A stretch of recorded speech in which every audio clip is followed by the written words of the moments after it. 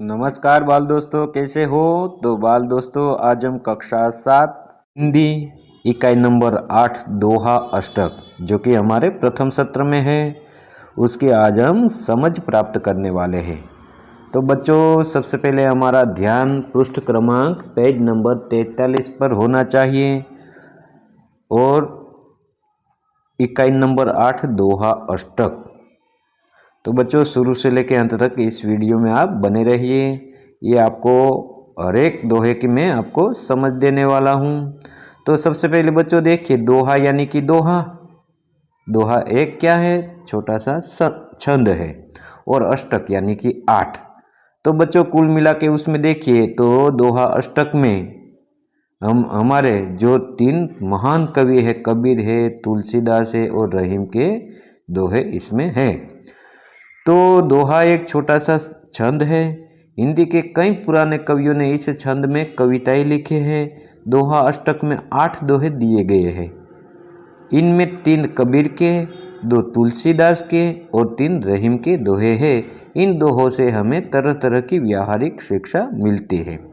तो बच्चों, करीबन 15वीं या 16वीं शताब्दी में जन्मे ये जो 3 महान हमारे हिंदी साहित्य जगत के कवि हैं, उनको हमें यहाँ देखने को मिलते हैं दोहे के माध्यम से।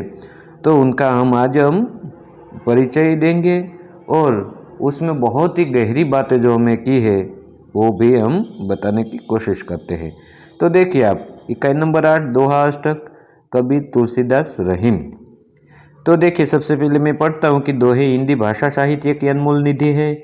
दोहे व्यावहारिक दृष्टांतों के माध्यम से सरल सहज रूप में जीवन, लोक व्यवहार, गुण, स्वभाव, नीति, रीति आदि से परिचित कराते हैं।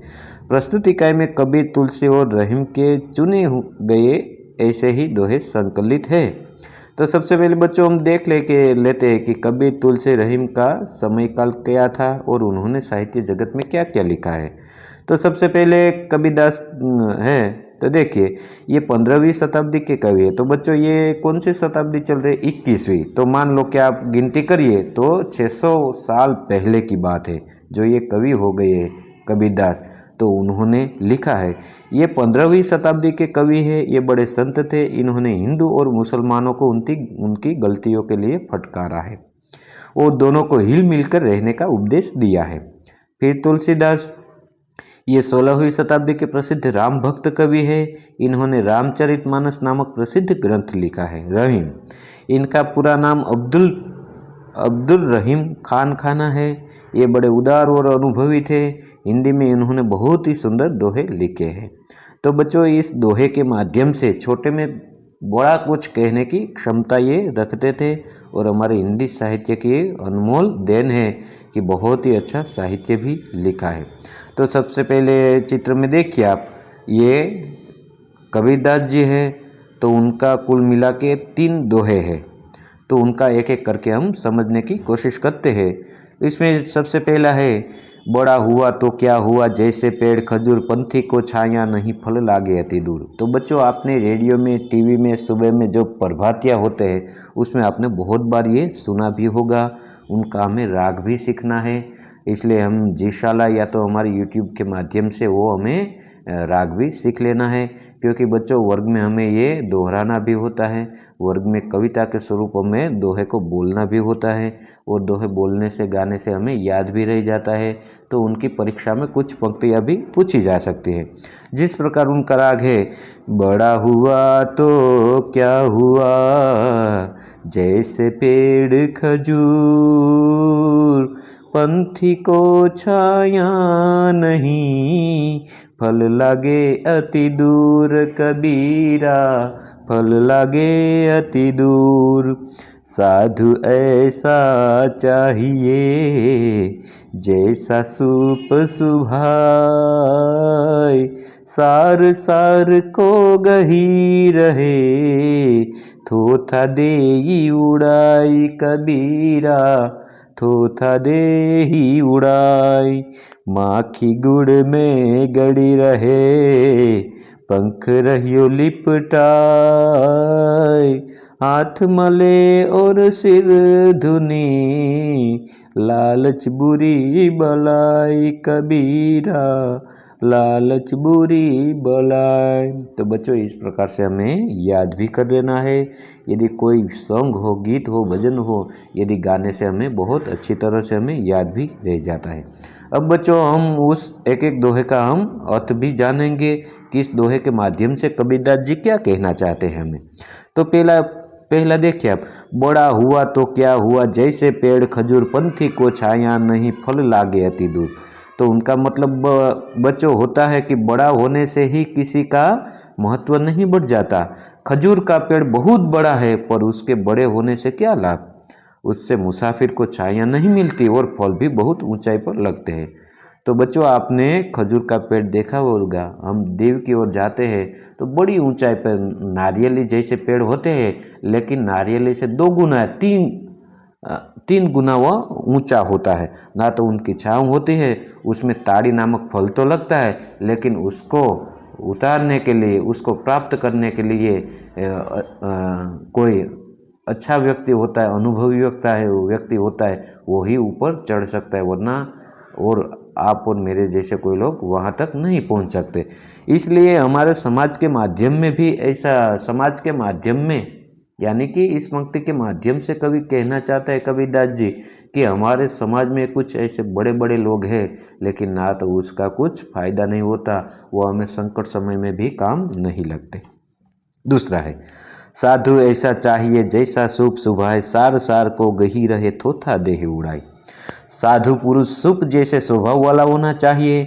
सूप अच्छे अनाज को अपने अंदर रख लेता है और कचरे को बाहर फेंक देता है। उसी तरह साधु पुरुष को तत्व की बातें ग्रहण कर व्यर्थ की बातें छोड़ देनी चाहिए।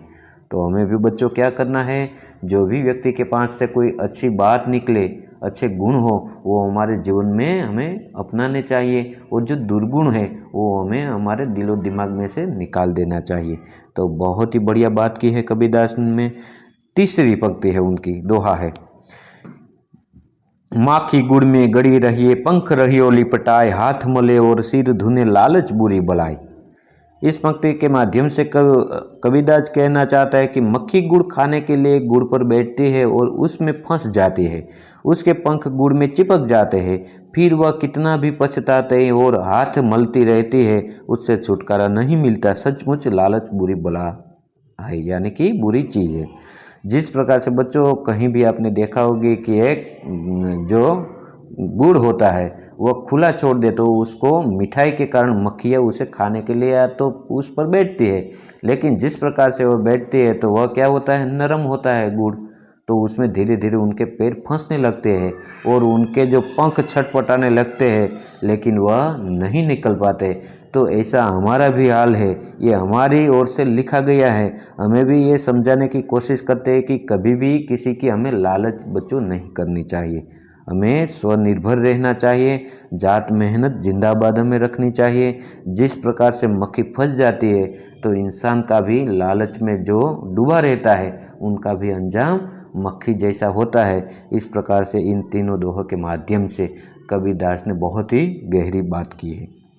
उसके बाद देखिए तुलसीदास जी जो रामचरितमानस महान ग्रंथ लिखा, उनकी पंक्तियाँ है, तुलसी इस संसार में भांति भांति के लोग, सबसे हिल मिल चालिए, नदी नाव संजोग रे तुलसी, नदी नाव संजोग।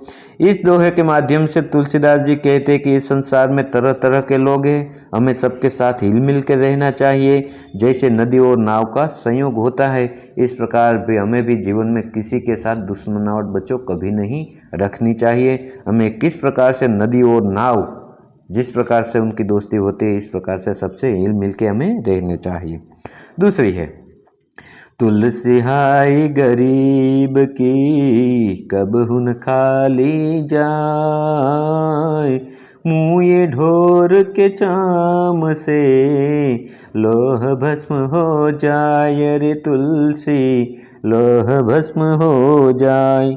इस पंक्ति के माध्यम से तुलसीदास कहना चाहता है कि गरीब की हाय यानी कि बद्दुआ कभी निष्फल नहीं होती। मरे हुए जानवर के चमड़े से बनी धोकनी से लोहा राख हो जाता है, फिर गरीब जो गरीब तो जीवित व्यक्ति है, उसकी हाय कैसे निष्फल जा सकती है। तो बच्चों हमें क्या करना है, गरीब लोगों की हमें हाय कभी नहीं लेनी चाहिए। गरीब लोगों पर हमें कभी अन्याय नहीं करना चाहिए। हमें जो भी उनकी ज़रूरत है उसको देना चाहिए। हम दे न सके लेकिन उसकी हाय हमें नहीं लेनी चाहिए। इस पंक्ति के माध्यम से कबीरदास जी ऐसा हमें कहते हैं। उसके बाद देखिए रहीमदास की 3 पंक्तियां हैं, वो भी बहुत ही गहरी बातें कर जाते हैं। उनको देखते हैं। रहीमन धागा प्रेम का मत तोड़ो चटकाए, टूटे से फिर ना जुड़े, जुड़े गांठ पड़ जाए रहीम, जुड़े गांठ पड़ जाए। इस दोहे के माध्यम से रहीमदास जी कहते हैं कि प्रेम के धागे को खींचकर झटके से मत तोड़ डालो। यह एक बार टूट जाने पर फिर जुड़ता नहीं, और जुड़ता भी है तो उसमें गांठ पड़ जाती है। प्रेम में पहले जैसी मिठास नहीं होती। तो बच्चों ये हमारा संबंध है वह बिल्कुल धागे यानी कि दोरा, गुजराती में दोरा कहते हैं, धागे की तरह है। हो सके तब तक उसे हमें संबंध नहीं तोड़ना चाहिए। मान लो कि एक बार धागा टूट गया तो उसमें गांठ दिखने लगती है। तो इस प्रकार से हमारा जीवन भी ऐसा है। यदि किसी के साथ हमें मनमुटाव हो जाए, दुश्मनावट हो जाए, फिर हम उससे दोस्ती करें तो पहले जैसा प्यार हमें नहीं मिलता। तो इस प्रकार से कभी भी इस प्रेम रूपी धागे को हमें नहीं तोड़ना चाहिए। किसी के साथ भी हमें ऐसा बर्ताव नहीं करना चाहिए। उसके बाद तरुवर फल नहीं खाते हैं, सरवर पिए न पानी, कहिम रहीम पर काज हित, संपत्ति संचही सुजानी रहीम, संपत्ति संचही सुजानी। रहीम जी कहते हैं कि पेड़ अपने फल खुद नहीं खाते, सरोवर अपना पानी खुद नहीं पीते। इसी तरह सज्जन दूसरों का भला करने के लिए ही संपत्ति का संग्रह करता है। आखिर में है रहीमन देखी बड़े न को, लघु न दीजिए डारी, जहाँ काम आवे सुई, कहा करे तलवारी रहीम, कहा करे तलवारी। रहीम जी कहते हैं कि बड़े लोगों को देखकर, बड़े लोगों से प्रभावित होकर छोटे लोगों की उपेक्षा मत करो। जहाँ सुई काम आती है वहाँ तलवार काम नहीं आती। तो बच्चों मान लो कि हमें कहीं लड़ाई में जाना हो, युद्ध में जाना हो, तो वहाँ क्या हम सुई से लड़ सकते हैं? नहीं, वहाँ ज़रूरत होती है तलवार की। तो तलवार अपना वहाँ काम करेगा। और मान लो कि आपका पैंट फट गया तो यही आपको सुई और धागे की ज़रूरत पड़ती हो उसको जोड़ने के लिए, वहाँ आप तलवार का उपयोग नहीं करते। तो जो भी व्यक्ति होता है जीवन में, सबका अपना अपना महत्व होता है, इसलिए किसी भी व्यक्ति को कम नहीं आंकना चाहिए। तो बच्चों ये था आज का वीडियो। ये वीडियो आपको कैसा लगा? यदि आपको इस वीडियो अच्छा लगा तो एक वीडियो को लाइक कर देना, एक प्यारा सा कमेंट कर देना और अपने दोस्तों को भी ज़रूर शेयर करना।